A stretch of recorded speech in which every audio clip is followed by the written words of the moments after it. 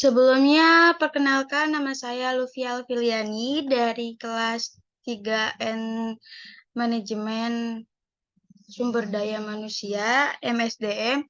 Saya di sini akan menjelaskan tentang pembelajaran organisasi yang selanjutnya ada konsep organisasi pembelajaran. Apa itu organisasi pembelajaran? Yaitu merupakan proses pembangunan performa karyawan dalam organisasi secara kontinu, meningkatkan kapasitasnya untuk mengatasi setiap tantangan dan perubahan. Selanjutnya, apa itu pembelajaran? Merupakan proses untuk mendapatkan pengetahuan yang dilanjutkan dengan aktualisasi. Ada dua pengetahuan yang sebelumnya telah dimiliki melalui dua hal. Yang pertama, ada proses mendapatkan pengetahuan untuk mengetahui bagaimana cara mendasari pengetahuan fisik untuk produksi tindakan. Yang kedua, ada proses mendapatkan pengetahuan untuk mengetahui mengapa demikian yang dihasilkan kemampuan untuk mengartikulasikan ke pemahaman konseptual dari pengalaman Kim pada tahun 1993.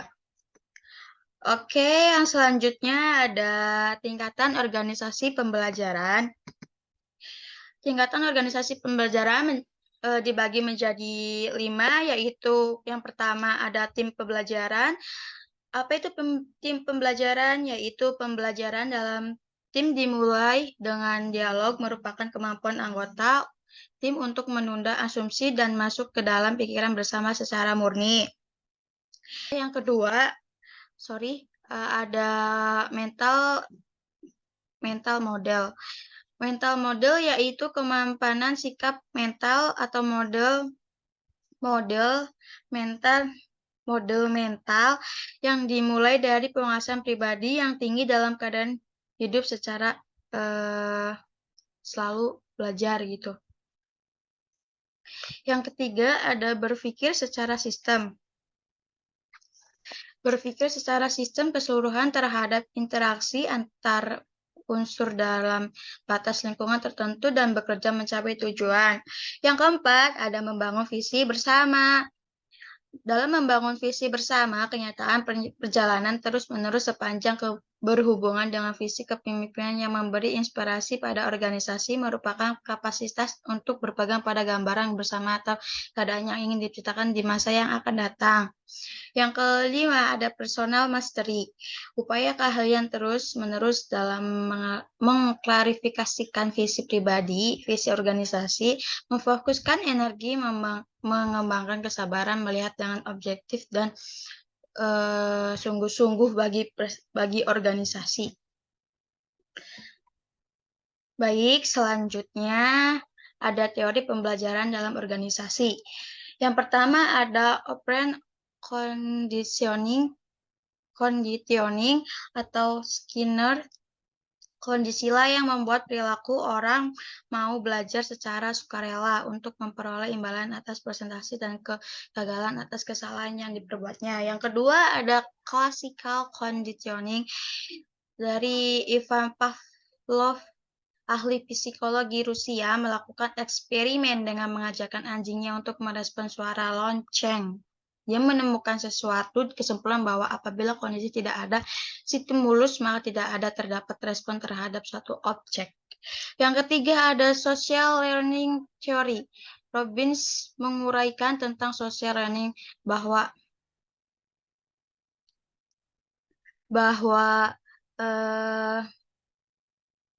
orang atau masyarakat akan melakukan pembelajaran melalui pengamatan dan pengalaman secara langsung tentang terjadinya objek.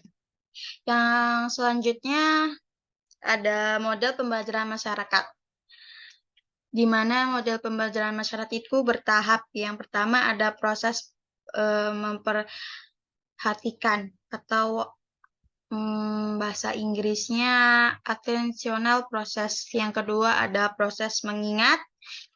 retention proses, yang kedua ada yang ketiga ada proses untuk meniru, reproduction proses, yang keempat ada proses pemberdayaan atau penguatan, dan informasi proses. Selanjutnya ada cara manajer menjadikan organisasi pembelajaran. Yang pertama, langkah-langkahnya pembelajaran yang diperlukan dilalui untuk menjadi organisasi pembelajaran harus penguatan pengetahuan, yang kedua distribusi informasi, yang ketiga interpretasi informasi, yang keempat mengingat organisasional. Cara dalam menjadikan organisasi pembelajaran, yang pertama ada pembelajaran analitis, yang kedua ada pembelajaran sintesis, yang ketiga ada pembelajaran eksperimental, yang keempat ada pembelajaran interaktif, yang kelima ada pembelajaran struktural, yang keenam ada pembelajaran institusional. Ya, selanjutnya ada langkah-langkah memberi pembelajaran kepada karyawan dapat dilakukan dengan menentukan perilaku dengan cara pemberdayaan otomatis karyawan sebagai berikut. Yang pertama ada kultur information.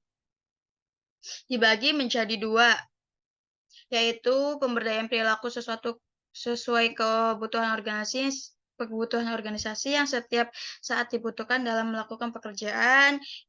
Yang selanjutnya pemberdayaan perilaku yang mungkin untuk mengatasi khusus dalam pekerjaan yang jarang didemonstrasikan.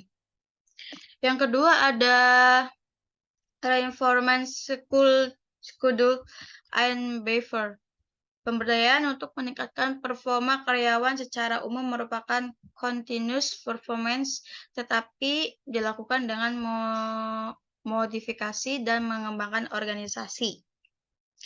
Baik, selanjutnya ada karakteristik organisasi pembelajaran. Karakteristik pembelajaran organisasi.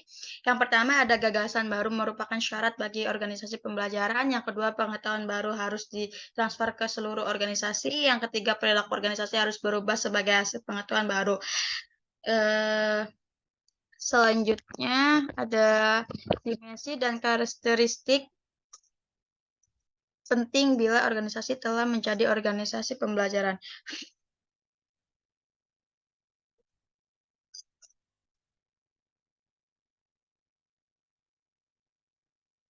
Bisa dilihat dari pertama, ada pembelajaran dilakukan organisasi secara keseluruhan. Yang kedua, anggota organisasi merasakan pentingnya proses pembelajaran organisasi secara kontinu. Yang ketiga, ada pembelajaran dilakukan terus-menerus dari sisi strategi pembelajaran digunakan serta paralel dengan perbaikan kerja.